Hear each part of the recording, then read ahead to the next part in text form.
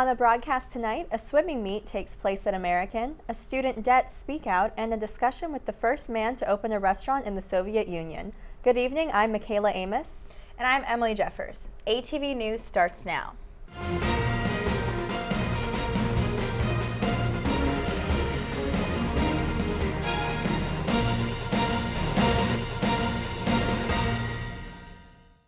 A 15-year-old in Washington State opened fire at his high school cafeteria. The shooter, Jalen Freiberg, shot 5 students before turning the gun on himself. Other students had said that Freiberg was a happy student and believed that a fight over a girl led to the shooting. School officials in Fairfax announced this week that they will be making school start times later in the fall in an effort to give teens more sleep. They're hopeful that other school districts across the country will follow their example. Now let's turn it over to Ian Marshall with more on the Bender Splashdown. On Friday, October 24th, the AU swim and diving team held their Bender Splashdown at the Fraley Pool. It's always exciting, and sophomore year I scored points at the conference meet, so that was really cool. Students filled the stands to cheer on the AU Eagles, who competed against the Howard University Bison and the Mount St. Mary's Mountaineers. Before the meet, the team honored the 9 graduating seniors in a special ceremony as part of Senior Day. Well, our entire family is involved in the sport, so it's not only something for our kids athletically, physically, but it's part of our social aspect for our family. Although the official tally for matches has not yet been released, the AU Eagles swim and diving team both exhibited strong form, technique, and tenacity. For ATV News, I'm Ian Marshall. And now let's go to entertainment with Andy and Cerrone. Hello everybody and welcome to ATV Entertainment News. I'm Cerrone White. And I'm Andy Lawani. We have a lot to get into, so let's get started. Renee Zellweger ignited a media firestorm recently when she appeared at Elle Women's Magazine and Hollywood event looking dramatically different after hearing nasty rumors by many media critics. Fans of Zellweger released a statement saying in part, "I'm glad folks think I look different. I'm living different, happy, more fulfilling life," end quote. After seemingly confident with his split from notorious Mariah Carey, America's Got Talent host Nick Cannon is revealing why he's been so vocal and candid when it comes to his marriage problems. In an interview with E! News, Cannon emphasizes how many of his close friends told him to quote-unquote lay low and keep the personal life out of the public eye.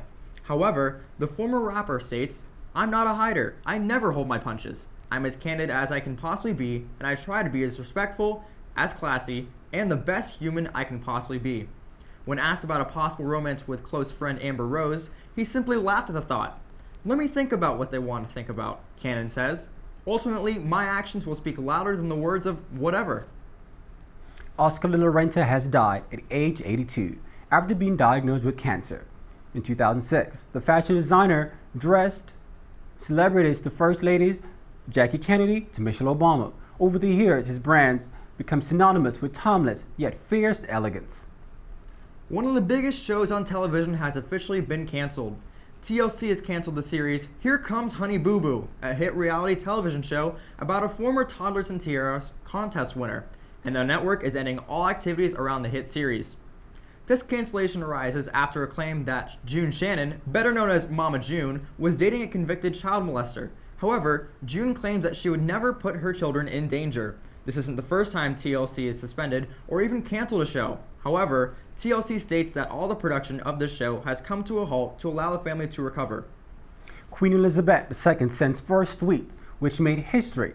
This marks the first social media message posted by or posted on behalf of a reigning British monarch. The tweet was put at 11:35 a.m. "It's a pleasure to open the Information Age exhibition today at the Science Museum, and I hope people will enjoy visiting," end quote. This has been your ATV Entertainment News. I'm Cerrone White. And I'm Andy Lawani. Nina Pham, the nurse who contracted Ebola after treating Thomas Duncan at the Texas Presbyterian Hospital, has been cleared of the virus. Pham was recently transported to a facility in Bethesda that specializes in infectious diseases. In the case of a Georgetown rabbi charged with spying on women in a ceremonial bath, this week police discovered a box of small cameras and a list of names of women he had spied on in his Towson University office. His hearing is scheduled for November 12th. This week, Metro officials revealed that changes are in order after it took personnel 41 minutes to respond to a delay at DuPont Circle. The cracked rail caused residual delays throughout the day, including during rush hour. Another person jumped over the White House fence. This comes weeks after Omar Gonzalez made his way into the White House. The latest jumper did not make it far on the lawn and was attacked by 2 of the Secret Service dogs. Now let's head over to sports with Taylor. Hello, I'm Taylor Kinsler, and this is ATV Sports. It's been a busy week here at AU. Men's soccer faced Army this week at Reeves Field. The Eagles had their 5th shutout of the year and held the night scoreless in a 0-0 draw in overtime after 110 minutes of impressive play. The Eagles head to Lafayette this weekend, hoping to add another win to their record. AU Volleyball extended their winning streak to 14 matches as they downed Loyola on Wednesday in straight sets at the Bender Arena. Juniors Allison Capolino and Sarah Katz continued to impress with 9 and 7 kills respectively. The win brings the team's overall season record to an impressive 18-4 with a top-ranked 9-0 in Patriot League play. Soaked fields and poor weather conditions led to a postponement and ultimately set up a disappointing loss for women's soccer this week against Loyola. Despite having an impressive 14 shots on goal and a strong effort by AU keeper Charlene Belanger with 6 saves, the Greyhounds ultimately took the win on Thursday 2-0. The Lady Eagles ship off to Boston this weekend to face Boston University on Sunday and then return to Reeves Field next weekend for Senior Day. On to swimming and diving, they held their Senior Day on Friday, honoring 10 graduating seniors this year. The Eagles will say goodbye to senior diver Melissa Parker, as well as Kerry Nippenberg for the women. And for seniors men, we're saying goodbye to Alada, Bond, Gerard, Hall, Honig, Saunders, Taffet, and Volaski. We're going to look ahead to basketball season now. All eyes are on American University's men's basketball team, who are poised for another great season. The Eagles were recently ranked #1 in the preseason Patriot League poll, which was announced this week at Media Day. Now, you might recall the Eagles were picked 9th in the Patriot League championship last year, earning a spot in 2014 NCAA playoffs.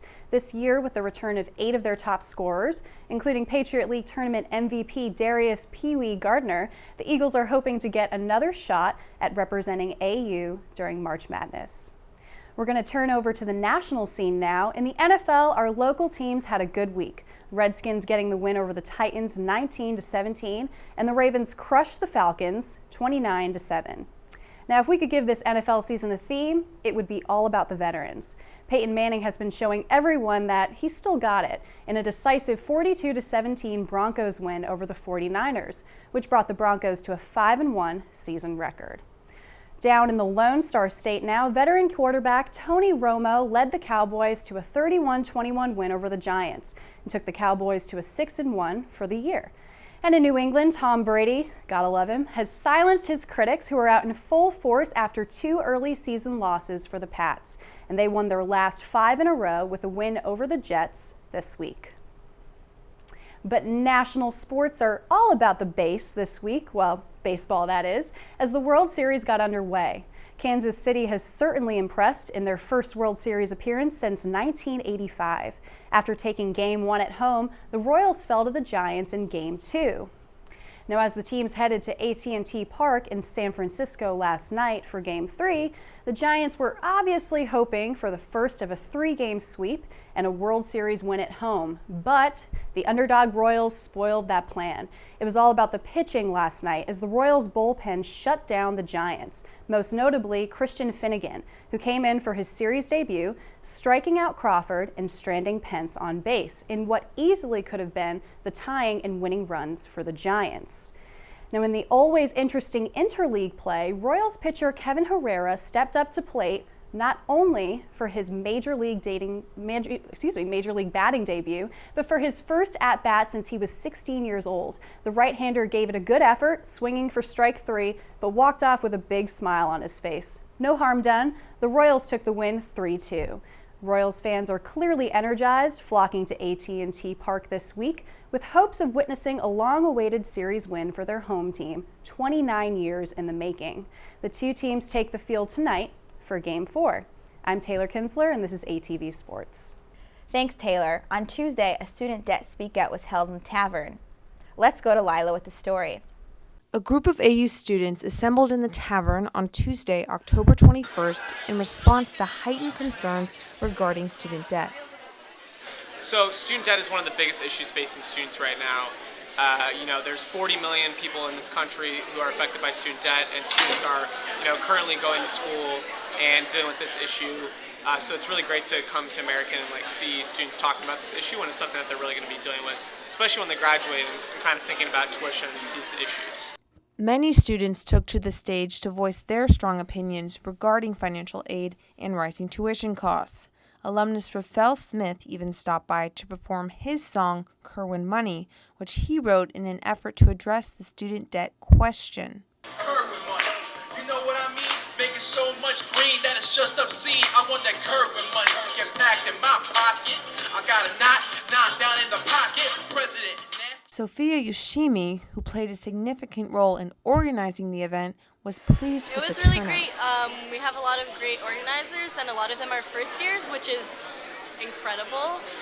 So it went pretty smoothly, and the tasks were delegated evenly. Reporting for ATV News, I'm Lala Nasser.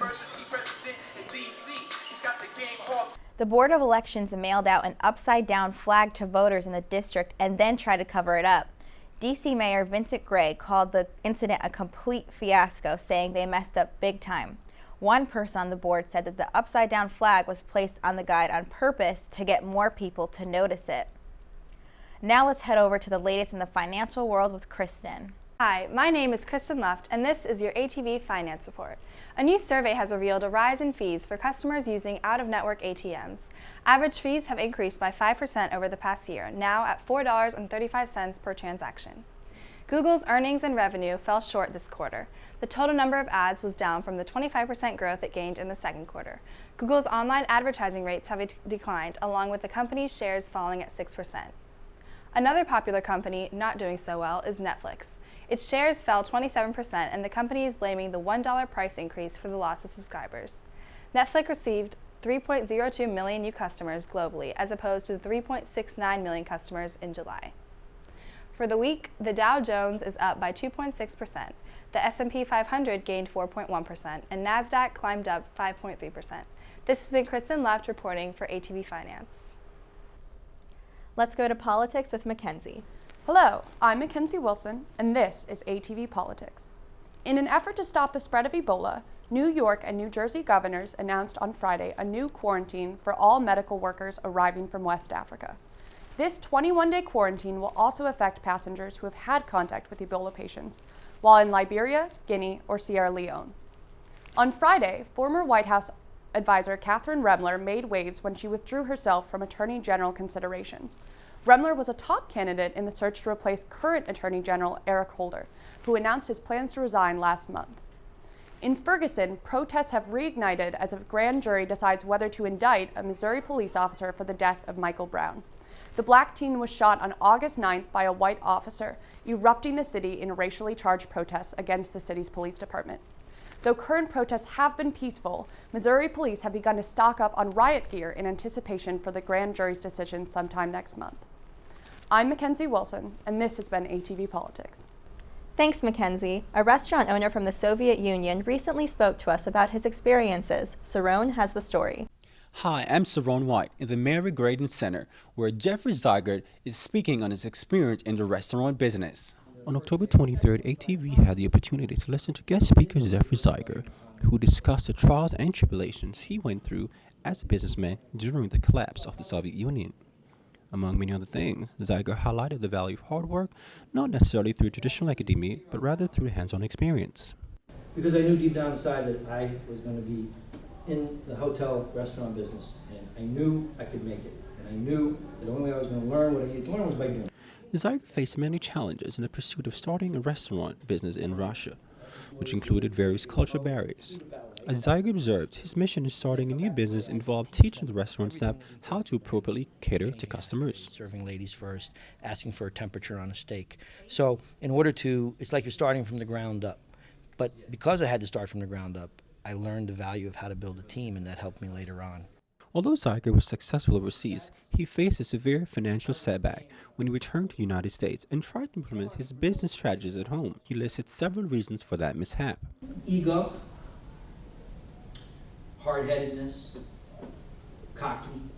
But Zeiger was not stymied. He bounced back into business by serving as a director of food and beverage service at the Marriott Hotel for 4 years, where he learned important lessons in structure, which he believes is Family key business to being where now I successful. was seeing that there were established procedures and established policies to help make those tasks and those important figures easier to figure out.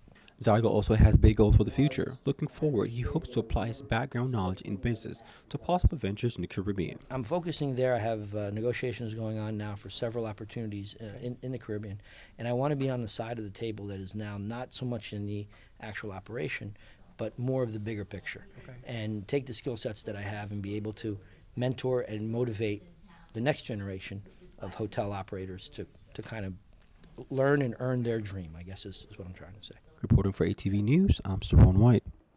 Thanks, Saron. Let's check on world news with Lauren. Welcome to ATV World News. I'm Lauren Clements.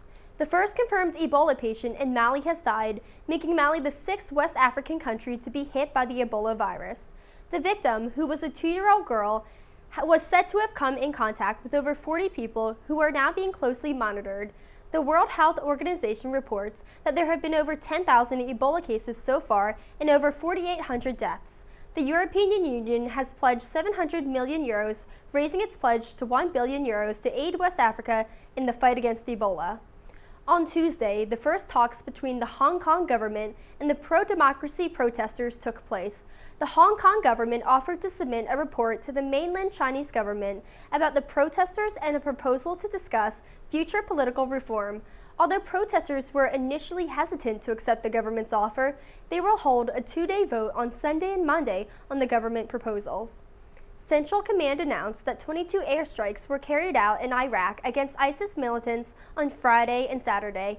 The ISIS strikes included attacks on the city of Fallujah, the northern city of Beji, and frequently targeted areas near the Mosul Dam. The UK-based Syrian Observatory of Human Rights reported on Thursday that U.S. strikes on Syria have killed over 500 ISIS militant fighters and 32 civilians. On Friday, the U.S. Department of Defense announced the first recorded U.S. military death in the campaign against ISIS. Marine Lance Corporal Sean P. Neal died of a non-combat injury in Baghdad. This has been ATV World News. I'm Lauren Clements. Thanks, Lauren. The remains found in an abandoned property in Virginia is sadly those of missing UVA student Hannah Graham. Graham had been missing since September 13th. Hannah's parents are devastated by the loss of their daughter, but expressed gratitude to the Charlottesville Police Department. This week, the Smithsonian Institution announced its plan to raise $1.5 billion in the largest campaign ever for a cultural institution. This campaign is being co-chaired by former Presidents George W. Bush and Bill Clinton, as well as former First Lady Laura Bush and former Secretary of State Hillary Rodham Clinton. Now let's go to weather with Emma. Hello, I'm Emma Claire Martin here with your weekly weather rundown. We start off the week with warm weather and sunny skies, and highs in the mid to upper 60s. Temperatures climax at a warm 75 degrees on Tuesday, but fall to around the 60-degree mark by Friday, as 2 different precipitation systems make their way through the area. The week will wrap up with partly cloudy skies on Saturday and temperatures in the low 50s. This has been Emma Claire Martin with your weekly weather report.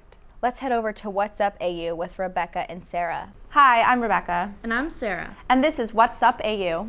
As the semester goes on and midterms come to an end, there seems to be a mutual lack of motivation among students. To help new undergraduate students restore the motivation they had on the first day of classes, the Successful Student Series is holding a discussion this Wednesday at 4 in the library. In other news, next Saturday, November 1st, the Student Union Board hosts Alana Glazer and Abby Jacobson from Comedy Central's hit show Broad City. Broad City Live is free for students with their AUID, so come out to the tavern at 8 p.m. to see these hysterical ladies. Also this week, the Center for Environmental Filmmaking series continues with senior video producer for Greenpeace USA, Melissa Thompson. All student filmmakers should attend to watch films on the effects of climate change in different communities across the country. For students interested in working in the food industry and would like the opportunity to network with speakers from Chipotle, Krispy Kreme, and Potomac Pizza, come to KOGOD's food marketing panel this Wednesday at 7 in the KOGOD Student Lounge. I'm Rebecca. And I'm Sarah. And this has been What's Up AU. So, Friday night it was really interesting to see all the students come out and support the seniors at the Bender Splashdown. So that was pretty cool to see. That is pretty cool. You know what else is really interesting? What? Jeffrey Zeiger's restaurant was founded in the Soviet Union before McDonald's even made it over there. Wow, what accomplishment that is. Yeah, it's really impressive. Yeah. Well, thank you for watching. Don't forget to like us on Facebook and follow us on Twitter at ATV News for more news and updates.